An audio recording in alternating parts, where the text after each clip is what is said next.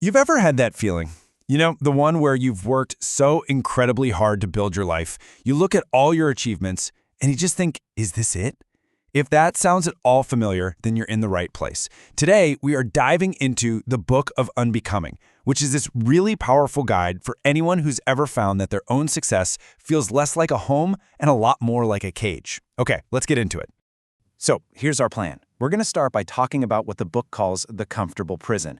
Then we'll get into 5 key signs of suffocation, just to see if this stuff really clicks with you.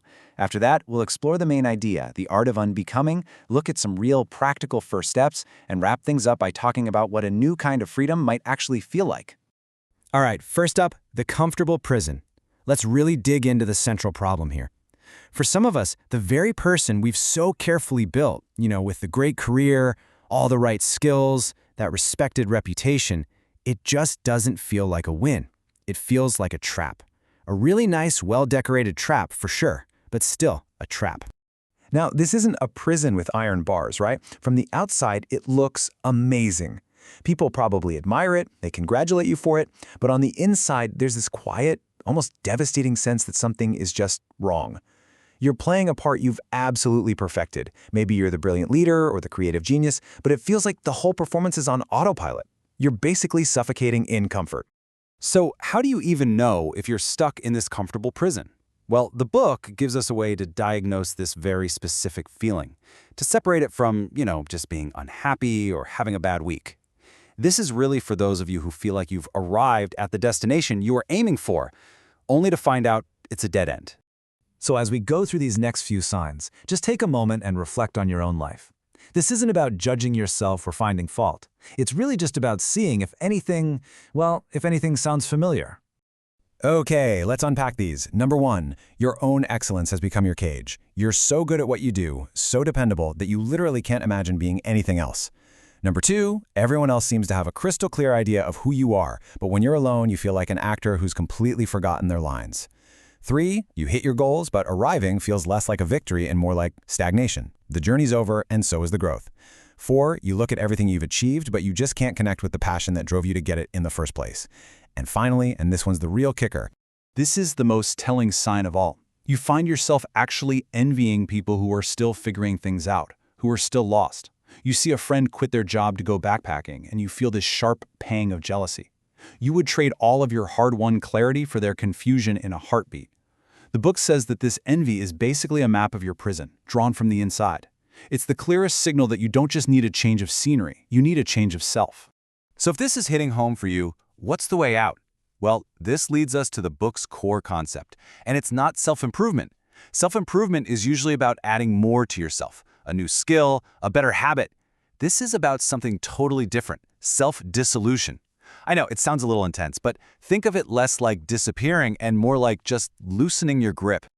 Just look at this comparison. Traditional self-help wants to optimize and upgrade the person you already are, right?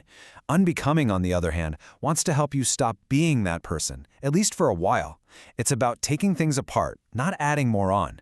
It's this gentle process of loosening the very structures that define who you think you are, just to create some space for something new to grow.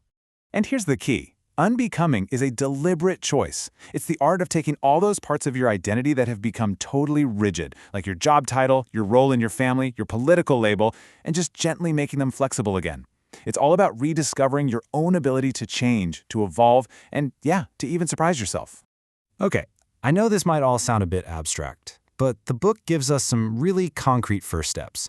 So let's look at how this philosophy actually gets put into practice. This is way more than just a nice idea. It's a set of real techniques you can actually try. Here are 3 practices to get you started. First up is the inventory of unchosen inheritances. This is where you just list out everything about yourself that you didn't consciously choose, from your nationality to the belief that you have to be productive 24/7. The point isn't to reject these things, it's just to see how much of you was built without your permission. Second, the suspension of habit. For 1 week, you deliberately break a single identity-defining routine. Like if you're the person who always drinks coffee first thing, try tea. You're just trying to create a tiny crack in the armor of your automatic self. And finally, the fast from self-reference. For 1 day, just one, try to talk and think without using the words I, me, or my. It forces you to see the world without constantly putting yourself in the center of it, and it shows you who you are when you're not busy telling everyone who you are.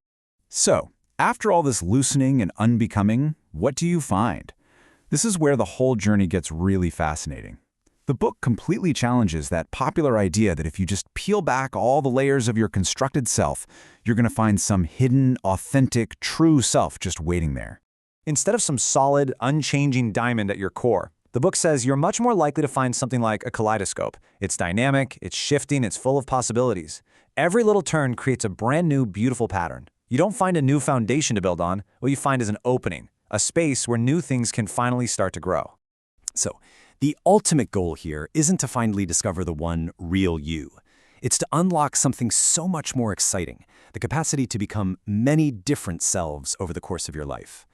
Real freedom isn't finding one fixed identity.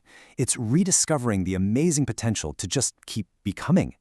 And all of that leads us to this final question from the book. What becomes possible when you stop being certain? It's a challenge, really, to trade the comfort of a fixed identity for the huge, unknown potential of who you might get to be next. Definitely something to think about.